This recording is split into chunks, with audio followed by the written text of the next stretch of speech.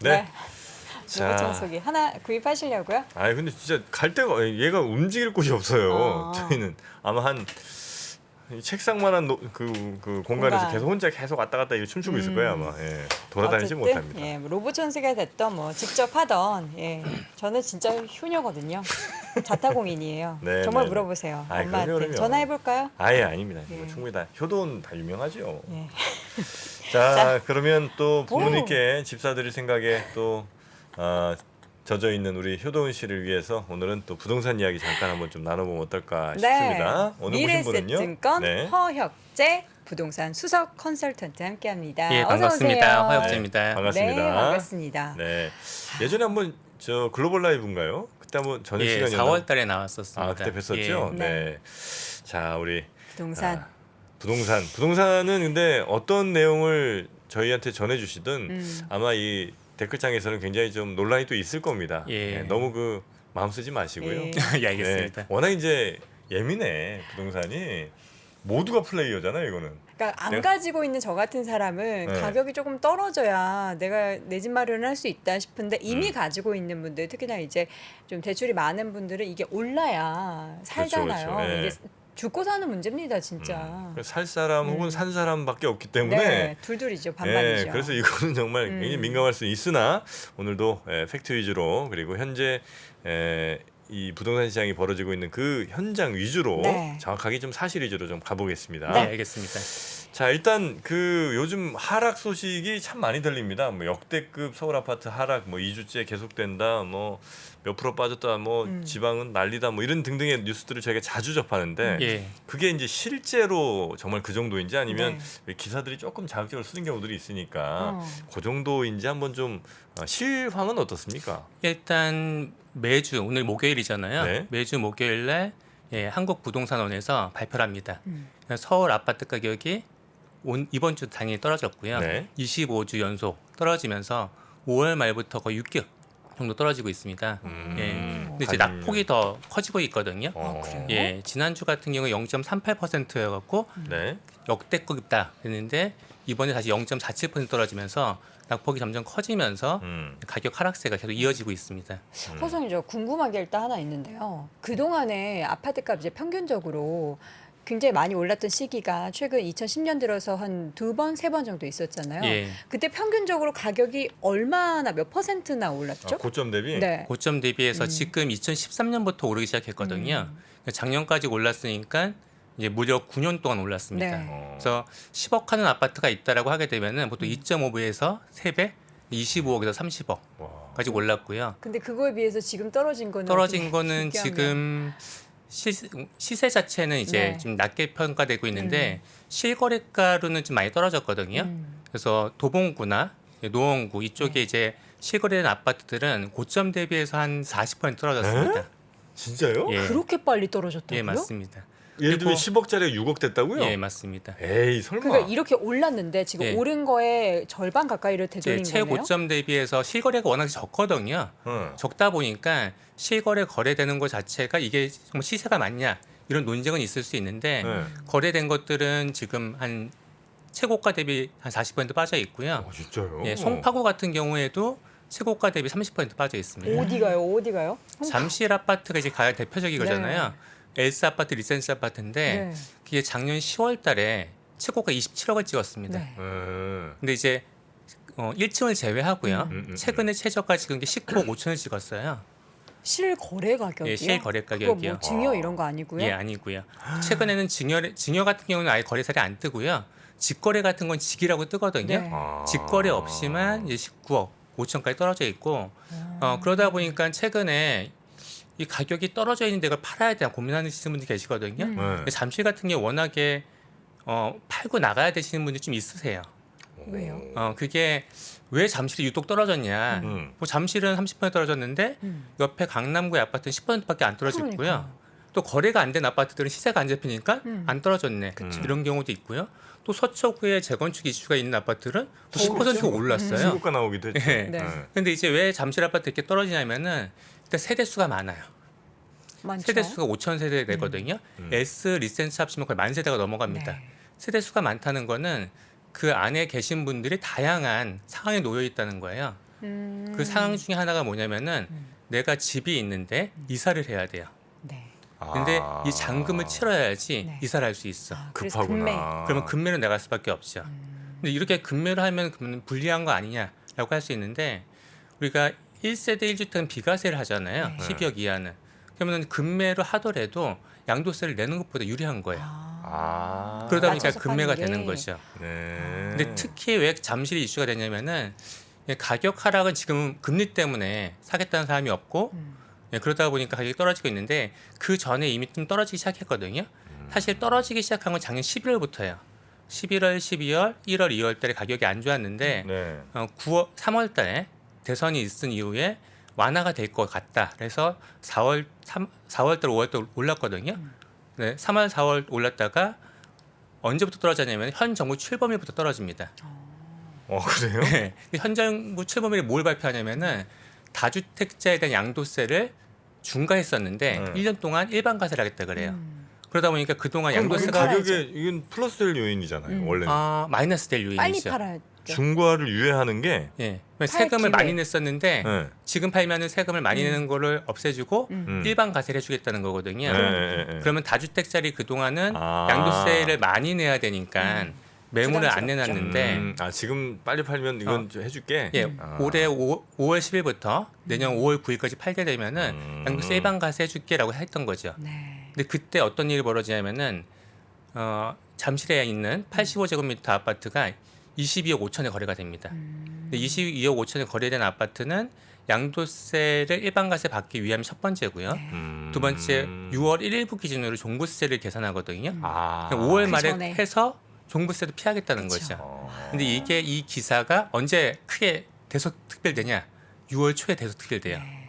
잠실에 있는 27억 아파트가 22억 22억 5천에 거래됐다. 음. 그러면서 이제 다주택자들이 심리적으로 약간 밀리기 시작합니다. 이거 더 떨어지기 전에 팔아야 되겠네? 라고 밀리기 시작하는 시점에 또 어떤 일이 벌어지냐? 6월 달에 미국이 갑자기 자이언트 스텝을 해요. 그리고 그 다음 달에 한국이 빅 스텝을 합니다. 네네네. 그러면서 완전히 매수세가 줄어들고 가격이 폭락하고 가격이 떨어진 거 아니면은 거래가 안 되는 시점이 되면서 22억 5천이 이제 19억 5천까지 떨어져 있다라고 네. 보시면 됩니다. 근데 이게 그 가격 하락 폭도 폭이지만 제가 이제 말씀 들어보니까 그러니까 사는 사람이 거의 다 없어졌다고. 그렇죠. 이게 거래 자체가 잘 안 된다는 예. 얘기 있던데 이거 맞습니까 이것도? 맞습니다. 매물도 별로 없던데요. 근데 실제 매물은 많은데요. 많아요? 예, 매물은 많은데 음. 급매물이 적어요. 그렇죠. 예. 가격을 그렇게 많이 예, 예를 낮추지 들어 뭐 않아요. 10억 하던 게 뭐 7억에 최근에 거래됐다라고 하게 되면은 뭐 7억 5천, 7억 이렇게 나오면 사람들이 살 텐데 네. 대부분이 9억 5천, 뭐 9억 이렇게 있다 보니까 매물이 그 정도에 다 쌓여 있거든요. 그렇죠. 그러니까 지금은 매수자가 생각하는 살 수 있는 가격하고 매도자가 생각하는 팔고 싶어하는 가격 갭이 많이 커요. 네. 그러다 보니까 거래가 안 되는 것도 있고요. 가장 큰 건 금리죠. 예, 금리가 높은데 내가 대출 받아서 하겠다는 분이 부담스럽죠. 당연히 안 계실 거고요. 더 큰 거는 가격이 떨어지는데 왜 사? 그렇죠. 더 떨어질 것 좀 같은데 기다려보고 싶다. 라는 거지. 그래서 이게 더 떨어질 거냐 아니냐 이거는 이제 사람마다 되게 다를 것 같아요. 네. 그래서 지금 아파트 가격이 떨어진 게 약간 놀라셨잖아요. 네. 40% 떨어졌다, 30% 떨어졌다. 네. 말도 안 돼. 이렇게 놀라신 이유가 네. 주변의 아파트에 그런 아파트 특정 아파트만 그렇게 보이기 때문에 그래요. 그럼 이게 이런 특정 아파트가 아니고 다른 지역의 아파트들도 이렇게 팔리는 시기가 와야지 사람들이 아 이거 정말 그쵸. 떨어졌구나라고 생각을 할 수밖에 없거든요. 근데 그게 올 거냐? 이제 그게 퀘스천인 거죠. 네. 와요? 저는 내년 상반기가 되면 올 거라 생각됩니다. 내년 상반기 예, 빨리 오네. 예. 사실 다 떨어졌다라고는 하는데 다 떨어졌다 해도 음. 안 팔겠다는 사람 안 팔거든요. 예. 주요 지역은 안 빠진 말씀해 주셨던 것처럼 서초구는 올라가고 예. 딱 그 핵심 노른자 지역이 있잖아요. 서울 예. 지역에서도 그런 데는 뭐 근데 약간 움직임이 부동산은 없어서. 주식하고 다르게 주식은 개별 기업이잖아요. 부동산 떨어지면 다 떨어집니다. 아 그래요. 어떤 특정 지역만 안 떨어지는 건 없어요. 강남, 다 떨어집니다. 한남, 예, 다 떨어집니다. 금호, 예, 다 떨어지죠. 약수. 다 떨어진대. 그거는 그럴 수밖에 없어요. 다 떨어지고요. 그리고 또 한 번 떨어지게 되면 오래 가요. 그 그래서 하락의 예. 기간이 길다고요? 길다는 거죠. 보통 4, 5년 가거든요. 아, 예. 그래서 지금 떨어졌을 때 사시는 분들은 적어도 뭐30% 정도 낮은 가격에 정도 오면은 사겠다는 분들이 검토하시는 분들이 계시고요. 그렇지 않은 분들은 지금 지켜보고 있는 상태거든요. 근데 제가 왜 내년 초면 더 떨어지냐라고 했을 때 가장 큰 건 금리인데 네네. 금리 때문에 지금 시장 자체가 이렇게 떨어지고 있고 거래가 안 되고 있는데 내년 상반기까지는 금리가 저는 이제 금융 쪽은 아니지만 예, 기사들 보게 되면 내년 상반기까지는 뭐 폭언 줄어들더라도 인상될 것 같다. 금리 때문에 가격이 떨어지기는 어려울 것 같고요. 네. 그다음에 5월 9일 이전에 또 팔아야 되시는 분들이 계시거든요. 예, 그분들은 내년 5월 9일 예, 전에 시간이 갈수록 마음이 점점 급해지기 때문에 예, 매물을 내놓을 수 있는 가능성이 높아지는 거고요. 또 하나가 이제 12월 달에 종부세 관련돼 갖고 예, 이게 종부세 통과될 수도 있고 통과 안 될 수도 있거든요. 통과가 안 되게 되면은 네. 종부세 통과된다는 건 뭐냐면은 종부세 좀 이렇게 종부세가 완화해주는 거. 예, 완화가 됐거든요. 네. 예전에는 이게 다주택자 같은 게 종부세를 높았어요. 그래서 3주택자다 아니면 조정 대상 지역이 2주택자다 그러면은 종부세가 뭐 0.6에서 6%까지 네네네. 됩니다. 되게 높은 거죠. 네. 근데 1.2에서 6%까지 되거든요. 네. 근데 그거를 이제 일원화시키면 낮춰주겠다는 거거든요. 근데 그게 통과가 안 됐다라고 하게 되면은 가격은 떨어졌는데 중과가 종부세 되는. 또 한 번 중과받아 그럼 세금 그건 피하기 위해서. 실망적인 매물이 더 증가할 수가 있는 거죠. 그럼 6월 이전에 빨리 팔아야 되겠네. 근데 일단은 그래서 12월 달에 종부세 개편안 개정안이 통과될지 안 될지가 좀 더 가격이 하락이 빨리 올지 아니면 가격 하락이 좀 천천히 올지를 네. 볼 수 있는 바로미터 중에 하나입니다. 이게 만약에 통과가 된다고 하면 세금 부담이 좀 적으니까 일단 더 들고 있을 사람은 들고 있게 되는 세금 거고. 부담이 줄어들긴 하지만 그것 때문에 가격이 올라가기에는 예, 금리 때문에 좀 힘들고요. 네. 예, 그게 통과가 안 된다라고 하게 되면은 네. 금리에다가 세금 분담까지 겹치니까 네. 좀 매물이 이제 아까 말씀드린 위에 있던 매물, 가격대 비쌌던 매물들이 좀 아래로 내려오면서 가격이 좀 아래쪽으로 붙지 않을까라고 네. 예상이 됩니다. 뭐 주요 전국에 뭐 여러 지역들이 있잖아요. 예를 들면 뭐 인천, 대구, 대전, 부산, 뭐 광주 정도 해도 또 지역에서 보시는 분들도 많으니까 주요 광역시. 예, 몇몇 개 어떻게 좀 분리해서 볼 필요가 있습니까? 아니면 그냥 전체적으로 다 많이 떨어졌습니까? 지금은 서울이 많이 떨어졌어요. 오히려 예. 서울이요? 예. 서울 경기도 아니고 서울 지역. 예, 서울 경기 인천이 많이 떨어졌죠. 어. 예, 서울 경기 인천이 많이 떨어져. 인천 같은 경우는 거의 50% 떨어졌어요. 실거래가로는요. 어느 예, 지역이 가장 송도 지역이 이제 성도 많이 많이 빠졌어요. 비싸죠. 그래서 지금 물론 이제 실거래가 몇 개 거래 안 된 실거래가기 때문에 거기 살고 계신 분이 기분 나빠하실 수 네. 있지만 이거는 몇 개 거래 안 된 실거래가를 맨날 그 가정했을 김광규 때 씨 얘기 나오잖아요. 김광규 씨가 얼마 전에 송도에 집 샀는데 예. 그거를 신묘동에 샀는데 그 예. 거기 집값 50% 떨어졌다 이러면서 진짜? 예 언급이 되더라고요. 50% 떨어졌습니다. 예. 실거래 가격으로. 예. 아, 그래요. 근데 이제 지금 거래 가격이 떨어지는 거에 대해서는 사람마다 다르겠죠. 집이 없으신 분들은 네. 가격이 좀 더 떨어져 갖고 내 집 마련의 기회가 왔으면 좋겠다 하실 수 있고 네. 내가 뭐 주택이 내 자산의 많은 부분 차지한다라고 하게 되면은 자세히 주는 것 같아 갖고 그쵸. 속상할 수도 있는데 음. 지금 가격이 떨어지는 거에 대해서는 너무 많이 올랐기 때문에 떨어지는 거는 대부분 뭐 어쩔 수 없다. 언젠가 올 거였다. 근데 이렇게 빨리 올지 몰랐다. 이렇게 급격하게 올지 몰랐다. 이런 반응인데 중요한 거는 거래가 너무 안 되는 게 문제인 거예요. 거래가 거래가 안 되다 된다. 보니까 돈이 안 돌아가고 있는 거고 사고 싶어도 예. 빚내서 사기가 너무 부담스러운 그것도 금리 힘들죠. 수준이니까요. 그리고 팔겠다 하시는 분들도 내가 만약에 도봉구나 노원구 이쪽이 많이 빠진 이유가 대부분 2019년도 12월 달에 네. LTV 15억을 금지해요. 15억 이상 LTV가 안 돼요. 네. 대출이 아예 안 그냥 돼요. 대출 안 되죠. 예. 그럼 2020년, 21년도에 사신 분들 다 10억 이하의 부분이 많을 거고 아. 그런 아파트는 대부분 도봉구나 노원구 이쪽에 많이 몰려 있거든요. 예, 예. 그다음에 그제 2020년, 21년도에 대출을 받아서 산 젊은이가 그래서 많을 수밖에 없어요. 아. 근데 그런 분들이 그러니까 버티는 게 제일 좋습니다. 지금은 버티는 게 제일 좋은데 예. 버틸 수 없는 분들이 있죠. 예. 이거 원리금 내면 내가 생활이 안 돼. 아, 그러면 팔 수밖에 없는 거거든요. 네. 버티는 게 좋다는 말씀은 적어도 이 가격보다 더 떨어지진 않을 거란 말씀이세요? 아니 그건 아니고요. 예. 더 떨어질 수도 있는데 예. 단계적으로 더 떨어질 수 있는데 결국은 또 오르거든요. 그 결국에 오른다라는 거는 기간이 상당 기간 상당히 지나고 나서 걸리죠. 5년 이상은 예, 걸리잖아요. 상당히 걸리는 거죠. 근데 이제 주식하고 다르게 주택이라는 거는 내가 실거주로 들어가면 거주라는 니즈를 충족하는 거기 때문에 아. 사실 자금적으로 막 크게 문제 없다라고 하게 되면은 긴 텀으로 가져가시는 게 맞거든요. 근데 그렇지 못하신 분들이 이제 팔 수밖에 없는데 소위 연끌했다는 이렇게 풀로 대출 받으신 분들이 네. 내가 팔고 싶어. 그래서 낮은 가격에 팔면 그나마 다행인데 요새는 또 안 팔려요, 그것도. 더 낮은 가격으로 내놔야 되거든요. 네. 그것 때문에 많이 힘들어하시죠. 근데 여기에 이제 신규 주택 공급도 지금 계속 뭐 서울도 있고 경기도 쪽에 굉장히 많잖아요. 예. 그럼 뭐 이제 국가에서 지은 건 괜찮지만 민간에서 지은 아파트 분양이 이 분양가도 낮아지고 잘 안 되면은 부동산 시장 전체가 이제 금융적으로 문제가 많이 생길 것 같아가지고 예. 원자재 가격은 올라가는데 그렇죠. 그럼 분양가도 떨어질 거 아닙니까? 예. 큰 걱정하시네. 스케일이 큰 걱정입니다. 전 제일 걱정됩니다. 큰 그림 보고 근데 계시네. 큰 그림이 되게 중요하긴 해요. 예. 예, 지금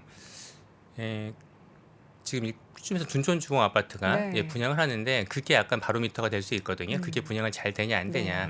그럴 때에서 그 다음 계속 분양되는 건 아닌데 거기 너무 이- 기대 많이 해서 이제 사람들이 기본적으로 로또 분양은 없다.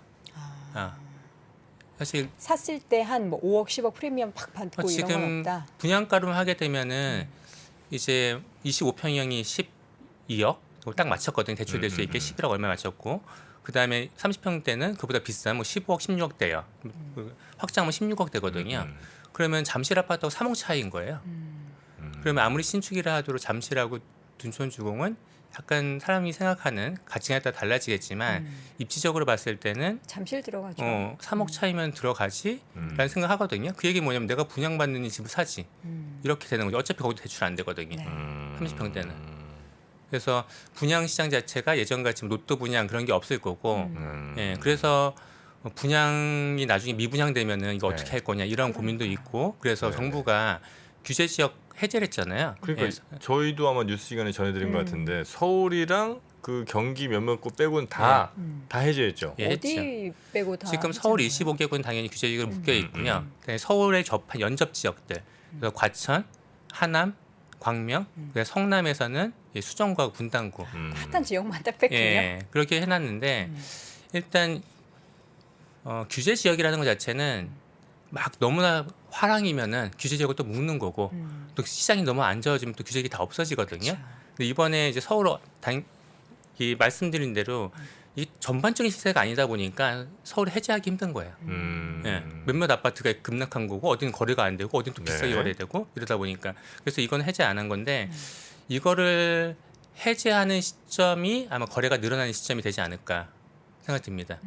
아 해제되는 시점이 거래가 늘어나는 예, 시점이라고요? 가격이 올라간다기보다 거래가 늘어간다는 생각 이유가 해제가 규제 지역이 해제가 되면은 일단 종부세가 뭐 통과 안 되더라도 그러니까 개정안이 통과 안 되면 세금이 비율이 높잖아요. 네. 근데 규제 지역이 아예 풀려요. 예를 들어 갖고 그러면은 3주택가부터는 중과를 받거든요. 네. 근데 2주택자는 중과를 안 받아요.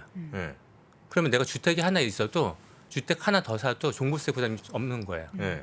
지금 정부에서 하는 게 비율 자체가 뭐 최고가 2.7이거든요. 근데 규제 지역을 풀게 되면 2주택자까지 3.0인 거예요. 매우 비싼 뭐 네. 거의 100억 정도 되는 네. 주택 갖고 있다. 그러니까 종부세 부담이 일단 없는 거고요. 더 큰 거는 취득세 부담이 줄어듭니다. 지금은 규제 지역에서 1주택인데 2주택 사게 되면은 취득세가 8%예요. 8%요? 예. 그러니까 두 번째 집을 내가 살 때 예. 두 번째 집이 규제 지역이면 규제 지역인데 10억이에요. 그럼 예. 8천만 원을 내는 거예요? 예, 맞습니다. 그런데 규제 지역이 풀리게 되면은 일반 취득세거든요. 1에서 3%예요. 아. 그래서 지금 가격이 상승한다기보다는 거래가 좀 회복되는 시기가 제가 봤을 때는 금리 자체가 좀 상승세가 정체돼 있거나 아니면 둔화되어 있는 상태에서 서울의 규제 지역이 풀린다라고 하게 되면은 뭐 1주택자가 또 주택을 살 수도 있는 낮은 가격인데 살까? 이런 생각도 할 수 있는 거죠. 그러면 그 규제되는 시점이 12월입니까? 12월 1일 맞나요? 아니 규제는 규제는 다 규제 이미 풀리네. 풀렸는가요? 예, 이번 주 월요일부터 풀렸습니다. 이번 주 월요일부터 아예 예, 그냥 예. 풀려버렸어요. 월요일부터 풀렸는데 뭐 규제 지역이 풀렸다 그래서 그쪽 지역의 가격이 거래량이 상승하거나 지금 가격이 올라갈 시기는 아닌 거죠. 그러면 이제 매물은 그러니까 거래 자체는 좀 늘어나게 되고 예. 그러나 가격에 그렇다고 회복이나 이건 기대하는 건 지금 이제 그 거래가 늘어나는 게 규제 지역 그냥 지금 규제 지역 해제를 되는 건 아니고요. 예. 서울의 규제 지역이 해제가 되면은 서울의 규제 지역 해제한다는 거는 서울의 가격이 많이 떨어졌다는 거예요. 그렇죠? 지금 그러면- 우리가 이것까지 떨어졌어야 했던 게 지금 확장되는 거죠. 네, 그것보다 네, 가격이 네. 더 떨어진다기보다는 이 떨어져 있는 가격이 네. 지역이 이제 확대되면서 시세로 잡히기 시작하고 그 가격 아니면 안 팔리 이렇게 되다 보면은 시장이 안 좋아서 싸게 살 수 있는데 현금이 있는 분들은 내가 뭐 떨어져도 여기서 뭐 얼마 더 떨어지겠어 이런 마인드일 수도 있는 거죠. 네. 그래서 네, 네. 그게 가격이 막 붙으면서 가격이 올라간다기보다는 지금 정부에서도 원하는 가격 올리는 게 아니거든요. 거래가 좀 활성화되는 건데 네. 거래가 활성화에 좀 도움이 될 것 같습니다. 규제를 해제하자는 건 아닙니다. 네, 네, 지금 네. 해제할 단계가 아닙니다. 서울하고 그 4개 경기도 예. 지역은 예. 지금 거래 절벽. 그러니까 예. 주변의 지인들도 봐도 팔려고 내놔도 안 팔리고 아까 말씀해 주셨던 것처럼 매도자와 매수자의 그 가격에 생각하는 괴리율이 너무 커서 맞아요. 전세도 안 나간대요. 전세 안 나가죠. 네. 예. 이 거래 절벽이 더 문제가 되고 있는데 왜 그러는 걸까요? 거래 절벽이 문제되는 건 아까 뭐 돈이 일단 돌아야 되는데 돈 뭐 들기 나가고 어렵고. 싶은 사람도 못 나가는 게 가장 큰 문제인데 또 거래 절벽이 되면서 유독 또 거래되는 케이스가 여러 가지가 있는데 직거래가 많이 거래되고 있어요. 직거래. 예, 직거래를 하는 이유는 우리가 거래를 중개인 통해서 하게 되면은 중개 수수료를 내겠죠. 비싸죠. 예. 그래서 뭐 예전에 막 너무 비싸다 그래서 그걸 낮췄거든요. 네. 0.9에서 10억 초과되는 것도 이제 0.7을 낮췄는데 그래도 워낙 비싼데 부담되죠. 그거를 뭐 줄이고 싶으신 분들 직거래를 해도 되는데 그런 건 별로 문제가 안 되거든요. 근데 이제 어떤 게 문제가 되냐면은 내가 집을 증여하고 싶었어요. 그런데 예전에는 그러니까 주택이 있어요. 그러면 이걸 팔고 싶은데 양도세가 중과되니까 양도세가 너무 높으니까 못 팔어. 예전에요. 그런데 종부세 너무 많아. 그러니까 갖고 가기에도 부담돼. 그래서 뭘 했냐? 증여를 했어요. 네. 그 증여를 하도 많이 하다 보니까 증여할 때 자녀가 증여 받겠죠. 그럼 취득세를 12%까지 높였어요. 그래서 시장에서 파나 증여하나 뭐 큰 차이 없게 만들어 놓은 거죠. 근데 지금은 어떻게 일이 벌어졌냐면은 일단은 양도세 중과가 유예됐잖아요. 네. 그러면 내가 이거를 뭐 아들이나 특수관계인한테 싸게 팔게 되면은 낮은 가격에 팔 수 있는 거예요. 양도세가 줄어들고 양도세율도 낮아요. 근데 이런 거는 좀 탈세가 있는 거 아니에요?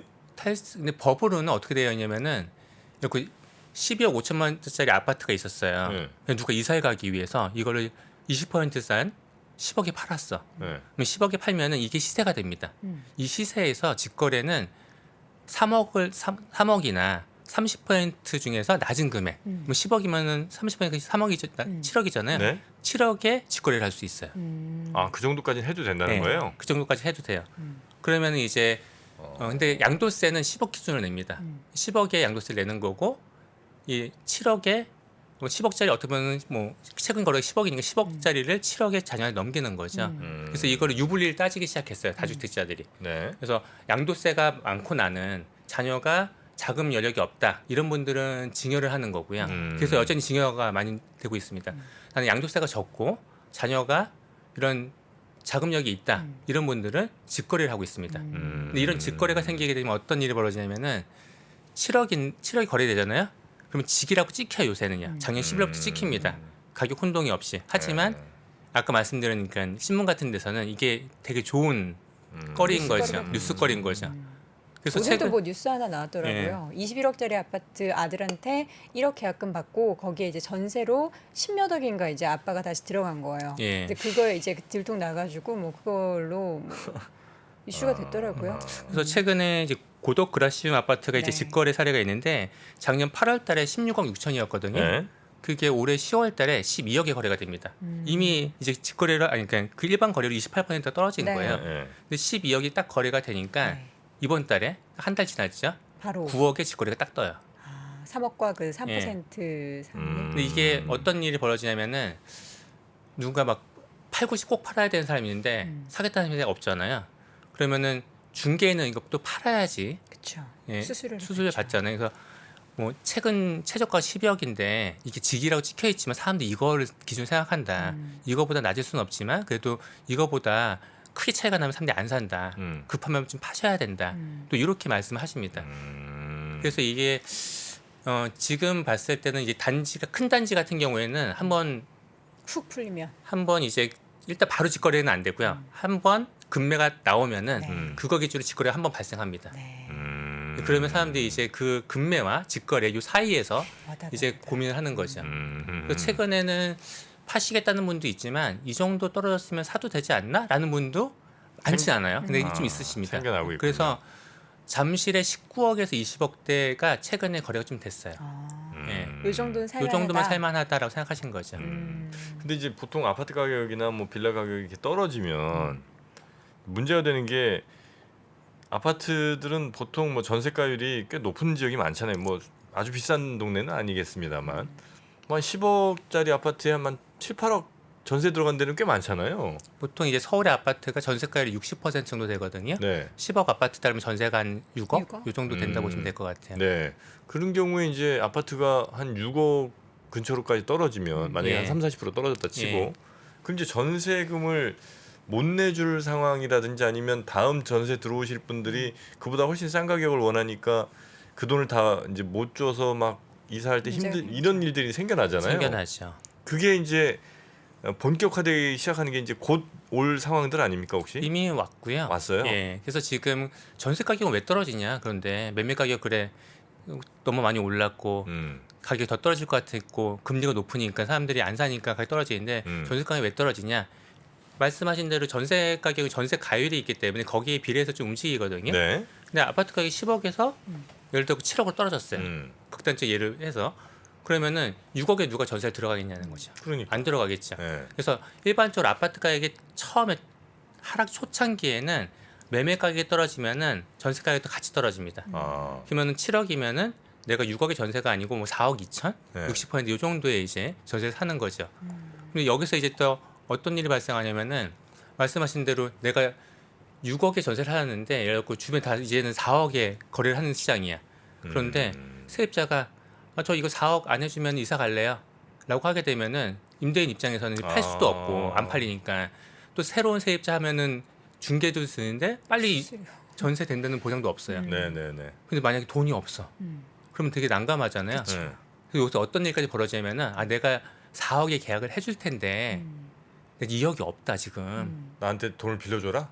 돈을 빌려주는 게 아니고 어차피 여기 2억 전세가 잡혀 있으니까 보장은 되는 거 아니냐. 네. 내가 역월세를 해주겠다. 아 월세를 주겠다. 예. 그래서 요새 보통 집주인이 집주인이 주는 거죠. 전세자한테. 예. 보통 우리가 월세가 전환율이 보증금 1억당 40에서 45만 원이거든요. 전환율을 하게 되면 4.8에서 5.4% 정도 돼요. 그걸 주는 거죠. 그리고 만약에 6억에서 4억인데 그럼 내가 2억이 없으니까 월 80만 원 줄게. 20만 더 살아줘. 이렇게 되는 거예요. 그래서 전세 가격이 왜 떨어지냐면 이런 첫 번째는 아까 말씀드렸던 매매 가격이 떨어지는 것 때문에 그렇고요. 두 번째는 만약에 이 세입자가 나가요. 어디 입주를 하는데 경기도 아파트가. 이 사람 나가잖아요. 그러면 예전에는 집주인이 좋아했어요. 이제 집 팔 수 있다. 네. 사겠다는 사람 많은데 세입자가 없으니까 내가 집을 자유롭게 팔 수 있구나. 그래서 나가길 바랬어요. 근데 나가면은 이제 집이 안 팔려요.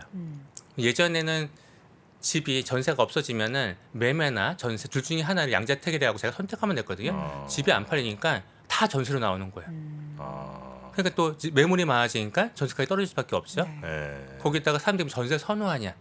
지금 전세 대출 받으려 6%가 넘어가요. 그렇죠. 그러면 차라리 내가 월세를 받겠다. 그렇죠. 그러면 매물은 많아져, 매매 가격은 떨어져, 월세가 유리해, 전세가 떨어지는 거죠. 그래서 저 깡통 전세들 막 이제 나오고 이거 좀 사고 터질 가능성이 없지 않잖아요. 예. 이거에 대해서는 좀 대책들을 뭐 금융기관이나 이런 데서는 좀 마련하고 있습니까? 아니면 보증보험이라는 게 있거든요. 네. 그래서 보증보험을 드시는 게 좋긴 하고요. 근데 최근에는 보증보험 천억 얼마 썼다던데. 드시는 것도 방법이긴 한데 네. 내가 만약에 내 돈으로 다 전세를 들어가 그럼 보증보험 드셔야죠. 네. 예, 만약에 깡통 전세가 됐을 때 보증금 못 받을 수도 있는 거고 아니면 보증금을 내가 원할 때 못 받을 수도 있기 네, 때문에 네. 사실 못 받는 경우보다는 내가 이사해 가야 되는데 안 빼줘 갖고 안 맞는 경우가 되게 많거든요. 네. 그러면 너무 머리 아파지잖아요. 네. 그러니까 내 돈으로 다 들어간다는 보증보험 드는 게 맞고요. 만약에 내가 보증보험 들기 싫다라고 하게 되면은 월세 비율이 높으면은 그 정도까지 떨어지진 않거든요. 그러니까 내가 월세 비율 자체가 매매가의 보통 60%가 전세인데 뭐 매매가의 한 20%가 보증금이고 나머지는 월세화했다. 이런 것들은 사실 내가 보증금 20% 받으면 되니까 보증보험은 들을 필요는 없죠. 보증보험을 못 드는 집은 어떨까요? 월세 가셔야죠. 근데 월세는 안 받는데 전세만 받는데요. 고민을 좀 해봐야 할 것 같은데요. 그래요? 예, 요새는 예전 같으면은 우리나라 크게 문제될 경우가 별로 없었는데 네. 사실 아파트보다 빌라가 더 문제예요. 빌라예요. 빌라가 대부분 전세가율이 90%가 되거든요. 네. 근데 그 5억인데 4억 5천에 전세가 나와 있어요. 네. 근데 아파트 가격이 빠지면 전세가 당연히 빠지거든요. 네. 예, 그래서 그 큰 문제죠. 그 어떻게 그래서 이제 만약에 또 갑자기 개인 상담돼 안 되겠다. 네, 하여튼 그래서 그런 일들이 이제 앞으로 한 내년쯤 되면 굉장히 여러 곳에서 빵빵빵 터질 가능성은 지금 갖고 있는 거죠. 갖고 깡통 있죠. 전세니 뭐 이런 일들이. 예. 그 금리가 지금 이제 대략 뭐 우리나라 기준으로 한 얼마 됩니까? 전세담보대출 아니 저 부동산 뭐라 그러죠? 그 부동산 담보대출. 뭐 주담대 같은 경우에 뭐 네. 8% 이제 상단 찍었다는 얘기가 나오고 실제로 있어요. 그렇게 받는 경우는 많지는 않죠.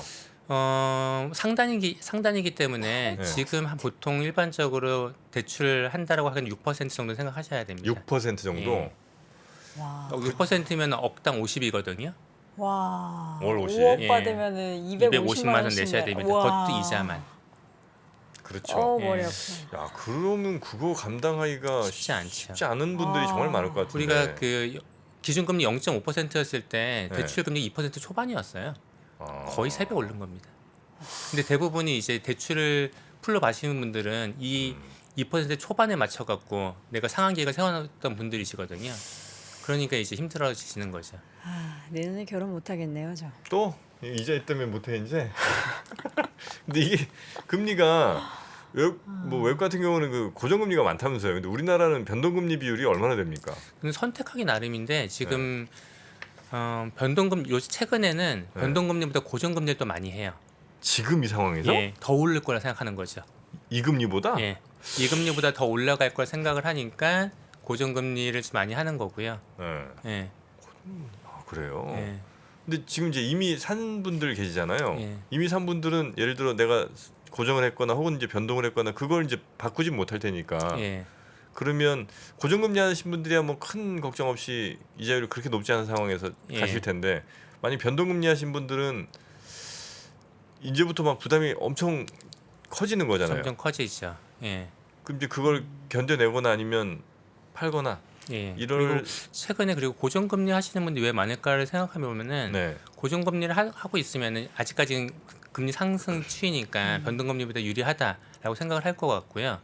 그 다음에 금리가 떨어지면은 네. 변동금리 더 유리하잖아요. 네. 그러면 내가 물론 이제 조기 상환 수수료라는 게 있지만 조기 아. 상환을 하고 또 다른 은행으로 갈아탈 수 갈아탈 수 있거든요. 있으니까. 예. 그렇기 아. 때문에 최근에 고정금리가 많다라고 생각이 됩니다. 아, 위로 갔을 때는 걱정이 별로 좀 없고 아래로 내려가면 바꿔 타면 되니까. 예. 뭐 그럴 수는 있겠네요. 네. 아, 그 이제 집만 있는 게 아니고 부동산 시장 하면 뭐 그 상업용 뭐 이런 상가라든 이런 것들도 그쵸. 많잖아요. 예. 부동산들. 뭐 아니면 꼬마 빌딩 뭐 이런 것들. 오피스텔. 이쪽들은 지금 분위기가 어떻습니까? 아, 이쪽 분위기가 정말 오묘합니다. 오묘하다고. 오묘하다는 이유가 네. 원래 금리 상승의 직격탄은 네. 주택도 주택이지만 수익형 부동산이거든요. 네. 아. 우리가 수익형 부동산에 있는 거는 결국 수익이 나와야 되는 거잖아요. 근데 우리가 수익 기준을 할 때 보통 뭐 10년 국채, 아니면 기준금리 이걸 삼아요. 그것보다 높아야 된다는 얘기죠. 당연히 그렇겠죠. 예, 그렇죠. 근데 지금 기준금리가 3%거든요. 네. 대출금리가 6%고. 근데 지금 여전히 강남에 꼬마 빌딩 산다라고 하게 되면은 네. 수익률이 얼마 정도 나올 것 같으세요? 강남 꼬마빌지 수익률 한 3% 한 나오나요? 5% 나와야 되지 않을까요? 지금 5% 나와야 된다고 생각하시고 3% 아니 그 100억짜리 건물인데 얼마 안 나와요, 생각보다. 월 300밖에 안 나온다고? 월 400이 아, 아, 월 3천이죠. 그렇게 따지면 100억짜리면 3%면은 3억이니까 3천이- 3천 그래요. 이거 예. 월 3천. 아니 연 3억이니까요. 그렇죠, 연 3억이니까. 나누면은 예. 그거밖에 안 나온다고요? 100억짜리 아, 건물. 지금 강남이 2% 나옵니다. 네, 얼마 안 나와요. 2% 초반밖에 안 나오고요. 2%? 예. 네. 강북이 3% 내외예요. 그 얘기는 안 뭐냐면은 사보셨군요. 가격이 아직 안 떨어졌다는 거죠. 그렇죠. 그리고 지금은 수익형 부동산 투자하시면 안 된다는 얘기입니다. 네. 가격이 떨어질 수밖에 없어요. 근데 왜 안 떨어지는지 좀 생각을 해봐야 되는데 아파트 같은 경우에 급하신 분들이 계시잖아요. 네. 내가 대출을 받았는데 내가 이거 원리금 갚으면은 생활이 안 돼. 파셔야죠. 그렇죠. 내가 이사를 가야 되는데 이거 지금 못 빼면은 비과세도 못 받고 네. 이사도 못 가. 파셔야죠. 그렇죠. 근데 수익형 부동산은 왜 이게 안 떨어지냐? 일단은 파실 분들이 많이 파셨어요. 지금 갖고 계신 분들은 아주 오래전부터 갖고 있어갖고 대출이 없어. 아니면 대출이 있어도 작어. 너무 건물도 여러 개야. 첫 번째 이런 분들이에요. 부자분들. 근데 두 번째가 거래 많이 됐다며. 그러면 그 사람들은 팔아야 될 거 아니야. 네. 2019년, 2020년, 2021년도에 거래가 많이 됐거든요. 네. 결국은 2020년, 21년도에 코로나 되면서 시장에 돈을 푸니까 부동산, 주식, 코인 다 이제 다 올랐던 거죠. 네. 그 당시에 이제 3년 전에 만약에 100억짜리 빌딩을 샀다. 3년 후인 지금 얼마냐? 200억입니다. 아파트가 더 많이 올랐어요. 네. 그런데 그럼 이분들 팔아야겠네. 대출도 막 뭐 80%씩 받았거든요. 근데 왜 안 파냐? 보통 이런 수익형 부동산 사시는 분들이 고정금리를 2년에서 3년 잡아놔요. 그렇죠. 네. 그러니까 2년, 3년 지나면 변동금리를 바뀌거든요. 네. 근데 그 시기가 아직 안 온 거예요.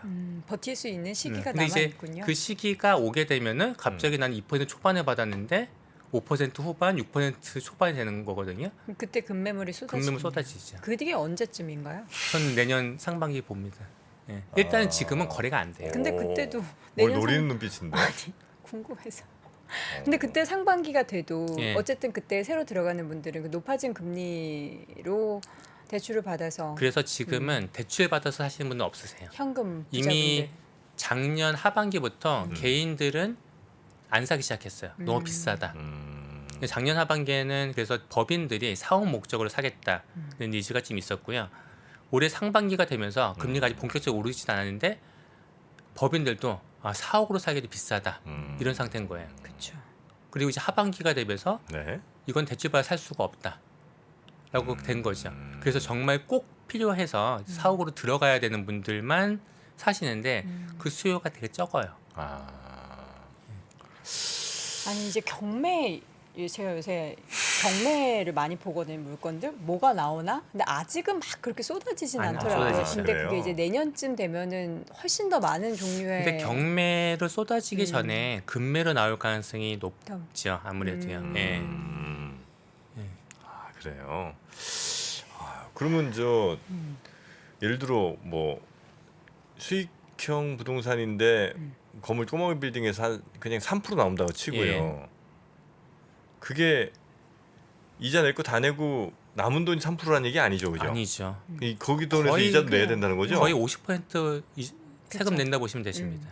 근데 이제 그분들은 그게 목적이 아니라 그 건물 가액을 올려서 파는 게 그게 예. 목적이니까 그 수익 같은 경우에는 이자 내는데 다 쓰고 그걸로 수익을 생각하지는 않으시죠. 보통 투자하시는 예, 분들 예를 들어 갖고 그걸 이제 뭐 파는 걸로. 2년, 3년 전에 100억 주고 사셨던 분이 계시다. 뭐 금액이 너무 크지만 네. 이해하기 편하신 때 말씀드리면은 200억이 됐다. 근데 금리가 올라요. 근데 그러면 200억이 아니고 150억에 팔아도 네, 남죠. 남는 게 많거든요. 그런 물건이 나온다는 거죠.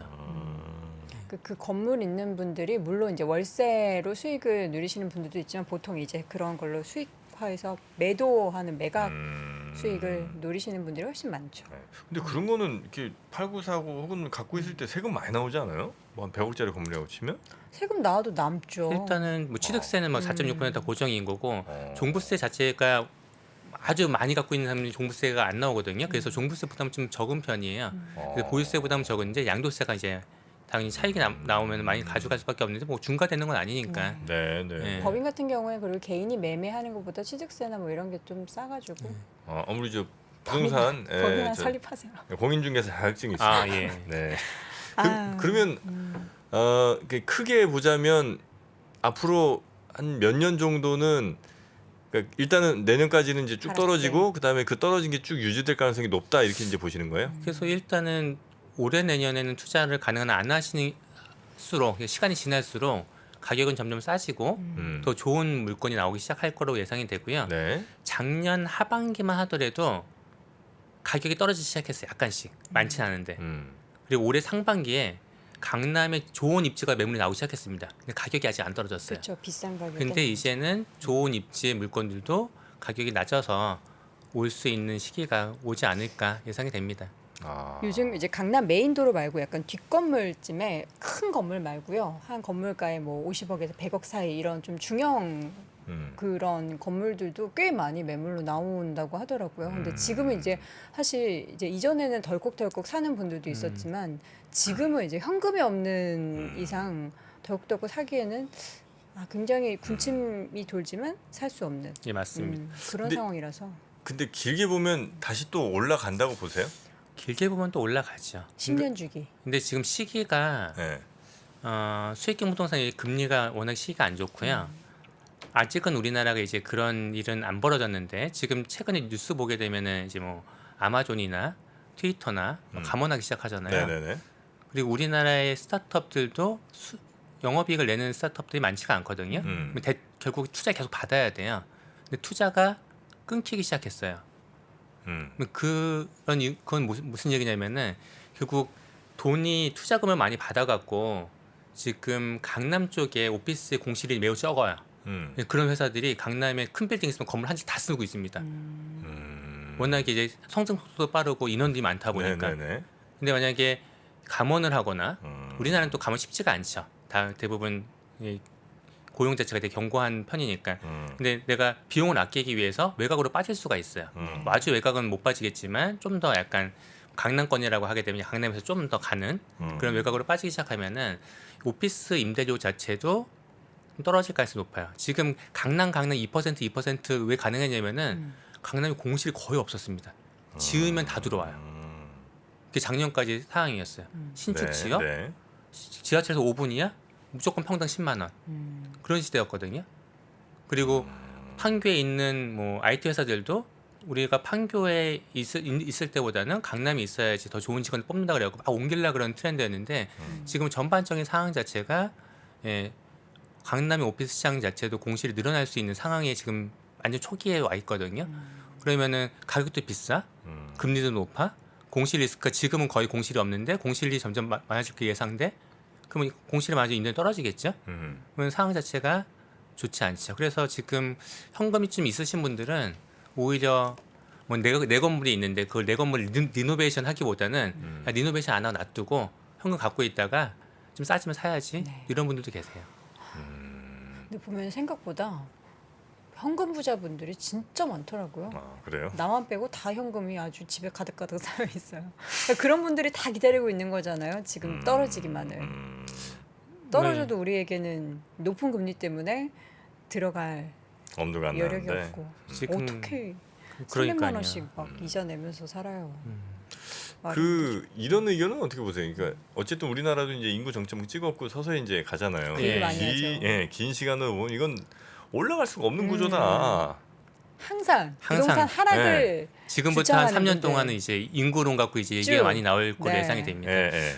우리나라 인구가 이미 2021년도에 감소하기 시작했고요. 근데 인구 갖고 얘기하면은 또 이제 반대해서 뭐 갖고 얘기하면은 인구가 아니고 가구 수 갖고 얘기해야 된다. 1인 가구가 늘어나고 예, 있다. 가구 수는 보통 인구가 줄어들고서 한 20년 동안 더 늘어요. 아, 그래요? 계속 분화가 되니까. 20년. 그러면 2040년 되면은 가구 수가 주는 거죠. 아. 그러면 가구 수가 줄면은 그때 가격 떨어지겠네. 이렇게 생각을 할 수 있는데 꼭 그렇지는 않은 것 같아요. 그래요? 예. 오늘이 수학 능력 시험일이잖아요. 네. 그럼 오늘 또 수능이니까 수능의 비율을 하면은 대학교에 정원이 있어요. 네. 그렇죠? 그다음에 학령 인구라 그러죠. 학령 인구가 있어요. 학령 인구가 계속 감소하고 있잖아요. 네, 네. 그러면은 결국은 정도? 모든 학령 인구, 뭐 고3 재수생 다 포함해서 이 사람들은 모두 대학을 갈 수 있어요. 네. 그렇죠. 그렇죠. 네. 그런데 공부를 열심히 해. 다 할 수 열심히 있는데 네. 굳이 그럴 필요 없을 것 같은데 왜 하냐 이유는 이거죠. 다 열심히 하는 이유는 이 사람들이 가고 싶어하는 대학이 대부분 비슷한 거예요. 네. 그렇죠. 한정적인 스카이. 주택도 비슷해요. 음. 주택도 사람들이 살고 싶어하는 권역, 내가 자금이 여유가 있을 때 들어가고 싶은 집의 형태 그런 게 다 비슷해요. 그렇죠. 그러다 보니까 이게 인구가 줄어들면 가격이 빠진다라고 일반적으로 말씀드리기보다는 인구가 줄어들면은 오히려 차별화가 더 심해진다라고 얘기하는 게 더 맞지 않을까라고 생각이 듭니다. 그러면 설령 인구론에 대입을 해서 보더라도 서울 주요 지역들은 가격이 여전히 버티거나 혹은 더 집중돼서 상승할 가능성이 크고 그 외의 지역들의 하락폭은 꽤나 가파를 가능성은 좀 있겠네요. 예, 그렇죠. 그래서 지금은 상승 이렇게 얘기할 땐 당연히 아닌데 큰 흐름으로 봤을 때 그러면 가격이 오를 때 어디가 더 많이 오르냐? 그러면 서울이 더 많이 오른다? 그러면 서울이 왜 많이 오르냐? 그게 되게 중요한 거거든요. 그리고 서울에 다 좋은 기업들이 있어서 그래요. 서울에 좋은 기업들이 있고 돈을 많이 주고 그러다 보니까 인프라가 좋고 점점 좋아지다 보니까 그런 거거든요. 네. 그러면 이제 서울로 이제 몰릴 수밖에 없는 거죠.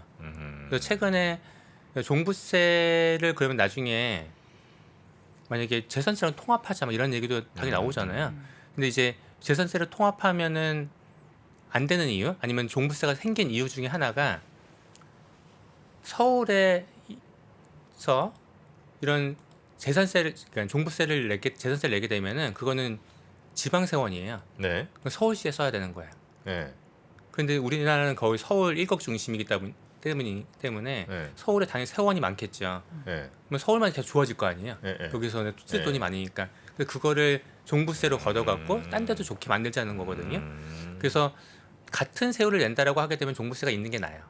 네. 네. 네. 워낙에 우리나라는 뭐 다른 나라도 뭐 일격 중심이긴 하지만 우리나라는 특히 심하기 때문에 그러니까 세율 자체가 높은 게 아니고 같은 세율이면 종부세가 있는 게 국토 균형 발전 측면에서는 좋다라고 말씀드릴 수 있고요. 우리나라는 이제 이 일격 중심 어떻게 하면 이제 없앨 거냐라는 건데 사실 그게 쉽진 않죠. 그렇죠. 예. 그거 그래서- 옮기는 것도 쉽지 않은데요. 그래서 그 예전 정부에서 했던 것 중에 하나가 혁신 도시를 만든 거잖아요.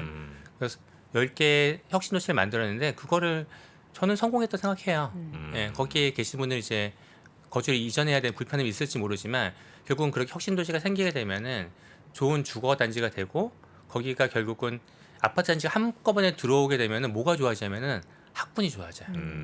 그러면은 교육 환경이 좋아지는 거거든요. 네. 네. 근데 네. 여기 아쉬운 점은 정부만 들어가다 보니까 우리가 산학 그다음에 민이 있어야 되는데 기업이 같이 들어가지 못했으니까 좀 시너지가 좀 없었던 거죠. 그래서 네. 네. 그런 것도 좀 일국 중심을 좀 없애고 다극화해서 같이 좀 발전하려면은 기업도 같이 내려가는 것도 고민을 해봐야 됩니다. 근데 기업들 고민들은 많더라고요. 좀 뭐 어디 한 수원 밑으로만 내려가도 예. 인재들이 안 내려온다. 안 내려가죠. 예. 예, 그래서 지금 오피스 가격 임대료가 이렇게 떨어진다 하더라도 네. 뭐 투자가 줄어 뭐 우리는 감은 쉽지 않지만 그래서 외곽으로 나가 그런다 하더라도 결국은 서울의 오피스가 더 좋아질 수밖에 없는 이유가 예전에는 제조업 중심이었잖아요. 울산에 가면 뭐 자동차 있고 거제에 가면 조선이 있고 근데 그런 것들은 계속 거기 당연히 있고 잘 돼야지 기반 자체 지역 기반 자체 좋을 텐데 새로 생기는 회사들은 대부분 사람이에요. IT, 예, 바이오 이런 쪽은 경기도만 되더라도 잘 안 가려고 합니다. 그래서 지금 대기업의 연구소들이 가장 큰 고민이 뭐냐면은 대부분 경기 외곽 지역, 충청도 지역에 연구소가 많아야 직원이 안 뽑힌다는 거예요. 그래서 다 서울 이전할 거 고민을 하고 있는데 그러니까요. 점점 그런 게 좀 심해질 가능성이 높거든요. 예. 우리 3%도 그렇지 않습니까? 뭐가요? 딱 여의도 중심부에 있지 않습니까? 우리가요? 그럴 수밖에 없잖아요. 이게 또 여기 아. 없으면 또 인재분들 우리 모시는 그러니까요. 패널분들이 못 오시잖아요. 맞아요. 다 그러니까요. 증권사들이 이 근처에 근처에 계시니까. 있어요. 예, 우리 영우님도 이 근처에서 오셨죠? 저는 을지로에서 왔습니다. 아이고. 어우 좀 멀리서 오시네요.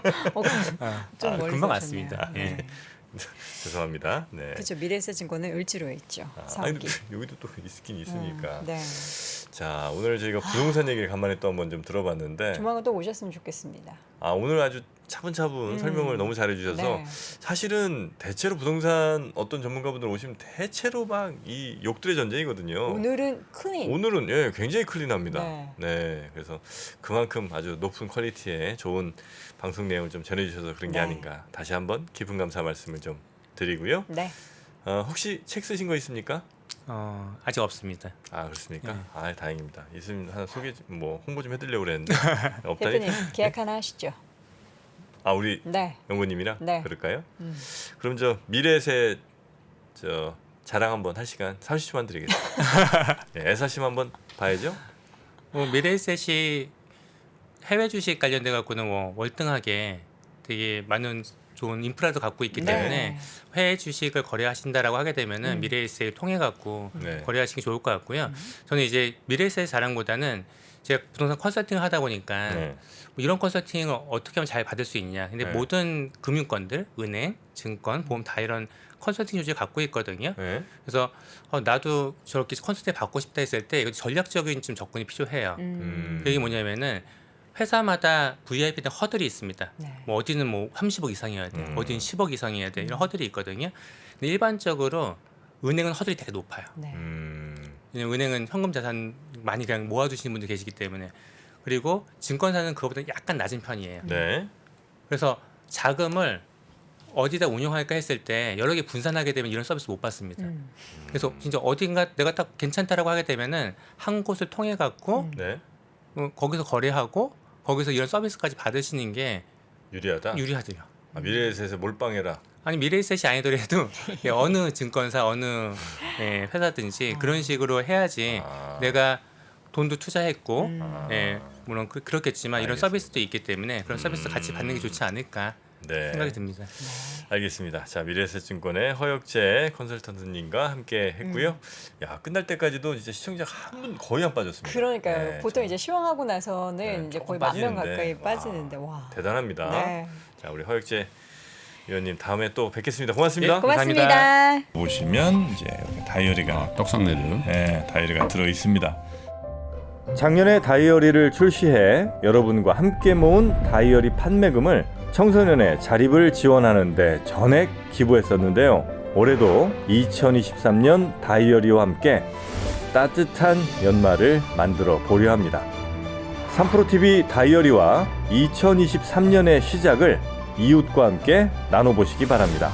자세한 구매 방법은 영상 하단 댓글을 확인해 주십시오.